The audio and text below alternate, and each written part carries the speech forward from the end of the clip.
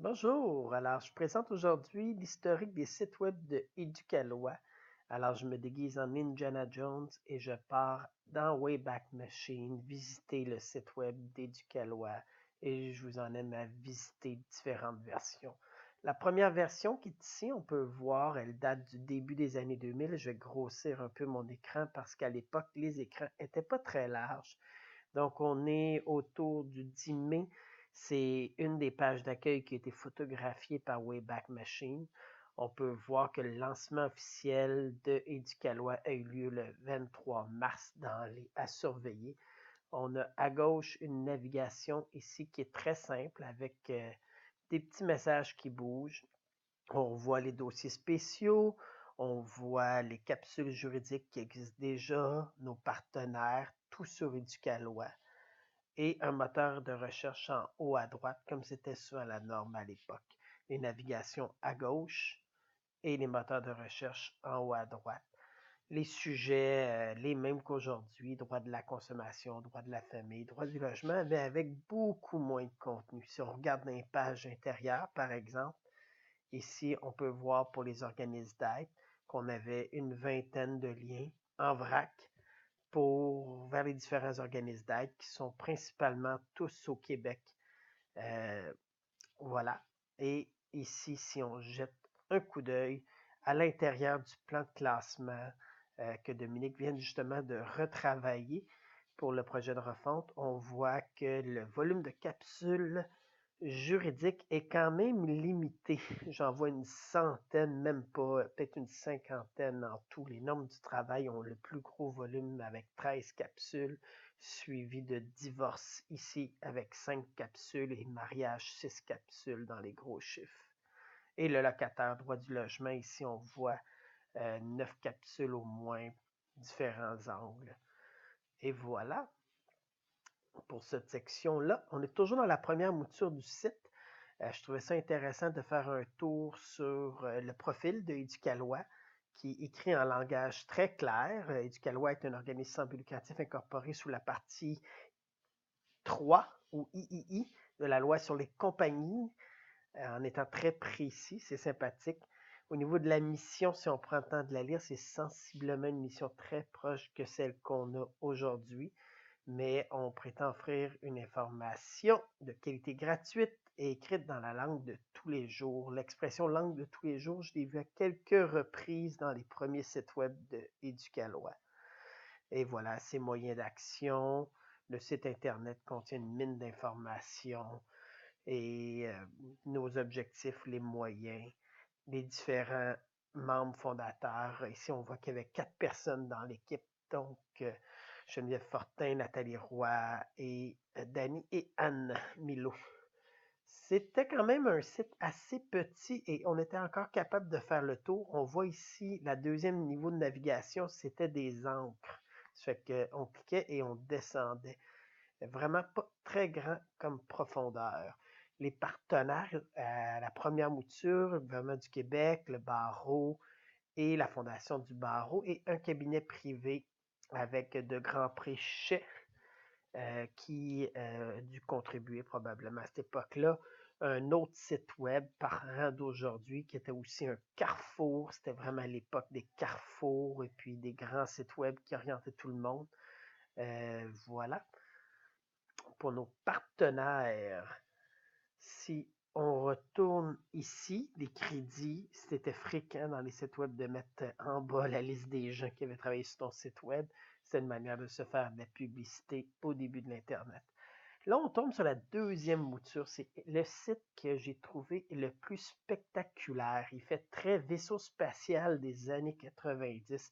Quand on passe notre curseur ici, en haut à droite, on voit les libellés bouger. Donc, il y avait l'arrivée d'un lexique, on pouvait chercher de l'aide, faire des commentaires, écrire. Il y avait une boussole comme une page collectrice, l'accueil, qui nous envoyait vers 4 grandes sections de contenu. On avait d'autres outils, des publicités. Et ici, on avait une section pour les Autochtones, un rappel des 3 grandes sections qu'on vient de voir, moins le côté anglais, et les crédits des partenaires en bas. Et quand on regarde, ces sites-là étaient optimisés pour Microsoft Explorer 4.0. Le dernier était à 11 et maintenant Explorer est abandonné. Et Netscape, ça fait longtemps que je n'ai pas vu le mot Netscape, 800 pixels de large, c'était pas large pour l'époque. Aujourd'hui, on est passé 1600, je pense. Donc, on a cette page-là avec la boussole pour essayer de nous orienter, mais le site, quand on rentre dedans, est loin de nous orienter. Ici, je viens de rentrer dans la section La loi vos droits et j'ai les répertoires qui essayent de m'orienter. J'ai à gauche une colonne avec des genres de publicité, des crédits qui sont répétés mais d'une autre couleur et une capsule ou un dossier spécial ici qui est mis dans le répertoire en vedette. Et on a un lien rapide pour aller de l'autre grande section côté cours. Le retour à l'accueil n'est pas évident, mais probablement que c'est le logo qui est ici. On a des icônes en haut qui sont les mêmes que l'accueil, mais on en a un nouveau que je n'avais jamais vu pour partager l'information. Donc, dès 2002, l'idée de partager était une icône qui est différente aujourd'hui, mais je ne l'avais jamais vu. Assez sympathique. Quand on regarde un peu plus loin, du côté court, on a cette page collectrice-là, avec un background très jeune. Et quand on rentre dans coup d'œil du système judiciaire, on a cette section-là avec les différents tribunaux probablement expliqués. Ici, là, on ne voit pas toutes les images parce qu'il y a des limites à la solution Wayback Machine. Mais on voit que probablement que c'était un graphique avec les différentes cours en 2003 qui étaient là et ça devait pointer vers des pages de contenu pour chacune des chambres ou des cours. Et la section jeunesse en 2002, très interactive, très orientée, cool. Honnêtement, on pourrait faire ça aujourd'hui, puis dans le côté vintage cool, on y serait. Un genre de jeu interactif avec des icônes, une course. Il y avait aussi une bande dessinée à quelque part dans cette section-là. Mais on peut remarquer ici, c'est le lexique. Le site nous envoyait vraiment d'une section à l'autre sans conserver de navigation. On avait des contenus disparates, éparpillés et ça manquait de cohésion. On était rapidement perdu. Alors, ils ont créé une genre de cartographie avec 4 onglets qui sont les 4 grandes sections avec la liste des sous-pages. Ici, je suis dans la section Jeunes pour jeunes.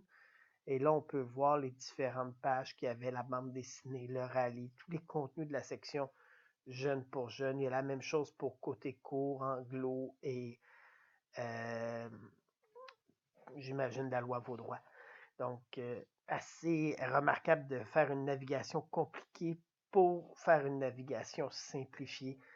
Ce que ce site-là, ici on a encore, exemple, la loi Vaudroy, on peut voir là, comment c'était fait, a duré quand même un petit temps, 2002, jusqu'au suivant, que je vais vous montrer. Et voilà. Et là, ici, on tombe vraiment le grand-père du site qui s'en vient. Donc, c'est le site qui a précédé la mouture qui est présentement en ligne. Ce site-là, je l'avais consulté quand on a travaillé sur l'élaboration du site actuel. On peut voir la loi Vaudroy, côté court, la section jeunes pour jeunes, une navigation beaucoup plus simplifiée. Ce qui est intéressant de voir, c'est les deux sections pour de l'information vulgarisée auprès des communautés autochtones, ici pour les femmes inuites, puis ici pour les femmes des communautés autochtones. Donc, il y avait ces deux sections-là. Il y avait une section à Beauport pour dédramatiser la situation de la rupture. Il y avait les manchettes, donc l'actualité, les places publiques, la section places publiques qui est notre actualité encore aujourd'hui.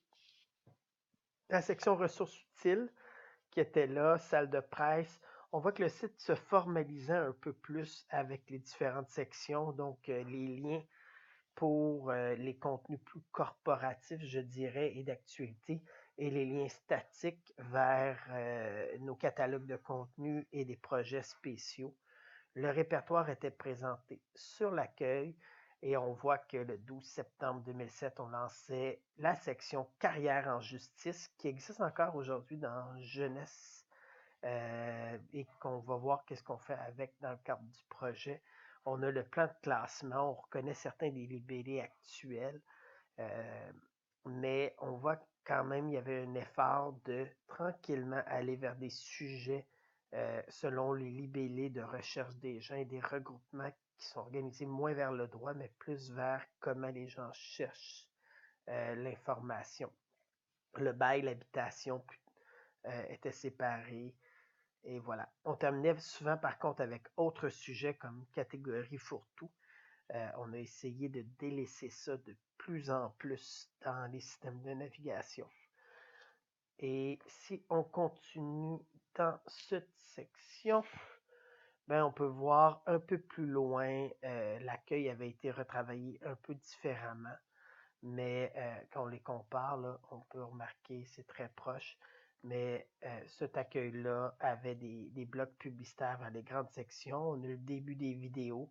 En un âge de 2010 à 2012, j'ai vu une dizaine de vidéos apparaître. On reconnaît du personnel qui jouait dans les vidéos.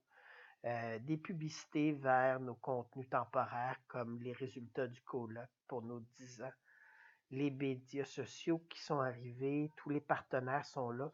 Ce qui est intéressant entre le premier et le troisième, la plupart des partenaires sont demeurés. La Soki, j'ai pris de plus en plus de pages, je pense qu'il n'était pas dans le premier, puis on le voit bien dans le deuxième. Et une bannière publicitaire. La réalité aussi où, dès les premiers sites, là, on le voit, de dire aux gens qu'on n'offre pas de service conseil, on le fait dans les contenus de différentes manières. Donc, c'était un petit tour d'horizon aujourd'hui. Ben, on arrive à ce site-là qui bientôt va disparaître. Les rondeurs sont un peu plus présentes. On a des contenus qui s'empilent. La scénarisation des capsules et le maillage des capsules a été réfléchi pour plus être dépendant des systèmes de navigation. Et voilà. Et tout ça nous amène au site qui s'en vient. Donc là, ça, c'est le plan de classement contemporain. Et dans une capsule, il y avait plusieurs éléments qui étaient à l'époque quand même contemporains, mais aujourd'hui, ça reprend un peu d'âge. Et on va évoluer. Donc, c'était juste pour vous donner un petit aperçu du passé, pour vous préparer à voir l'avenir. Ici, on voit en bas les articles reliés, les autres sections, un pied de page avec des liens, l'abonnement, l'infolettre qui est présent dans les 2-3 derniers sites, mais qu'on ne voyait pas dans les premiers sites. Eh bien, merci de m'avoir écouté. J'espère que vous avez aimé ça. Au plaisir. Ça, c'est le bout drôle de la vidéo où le gars essaie de fermer sa vidéo. Et voilà, fin de la